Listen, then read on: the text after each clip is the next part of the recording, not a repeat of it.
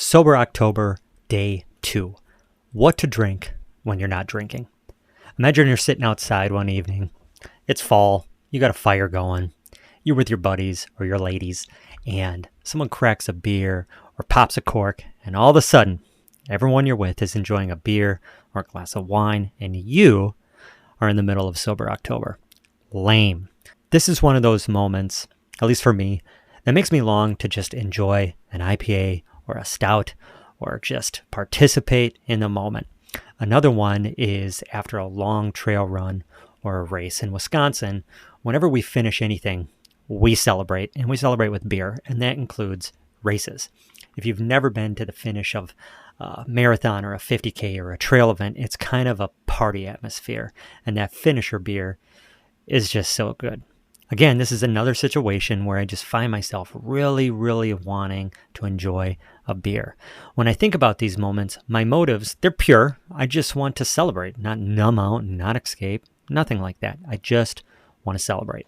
I honestly don't think there's anything wrong with these moments or a desire to enjoy a celebratory beverage. But if you've committed to not drinking, it does mean you'd have to break that commitment. And if alcohol is a problem, and it is for me, even these moments require discipline and commitment. You know, for me, 1 is not enough and 12 is too many. So even finisher beers are off limits.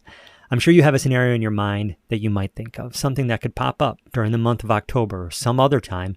And you know in that moment, you will really want to drink. And in your mind, there's no good reason you can think of to avoid it. Well, to be sober, you have to plan for these moments. We need some sort of tool or trick to get us through moments like this so we can stay committed if we've made a commitment to sobriety. And one of the most helpful tools that I have found for situations like this is having something else that you can drink.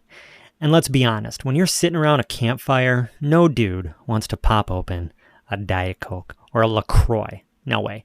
We want something that fits the occasion, something like a beer. And thankfully, something like that exists, just without the alcohol.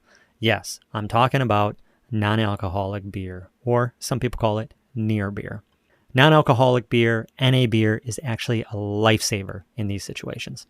And we're not talking about O'Doul's, okay? Remember that stuff? Somehow it always popped up at like family reunions because someone brought it hoping, the one uncle would maybe drink an O'Doul's instead of the Miller Lite and things would go right. Anyway, O'Doul's, horrible. Don't recommend it. Because of the rise of things like Sober October, Dry January, and more of an awareness regarding alcohol's effect on people, something is happening in the non-alcoholic beer industry. Yes, non-alcoholic beer, wine, and even spirits are blowing up in popularity, and companies are making some really, really good alternatives. I jumped on the non-alcoholic bandwagon right after I stopped drinking alcohol. My wife mentioned a brand that she saw that she thought I should check out. And I was finding myself in these moments at get-togethers, grilling out, camping, that sort of thing. And I missed the enjoy a cold beer experience. So I gave it a try, and I have found that, for the most part, NA beer does the trick and could be super helpful for some of you. Couple things. First, most NA beers have 0.5% alcohol listed on the can or the bottle.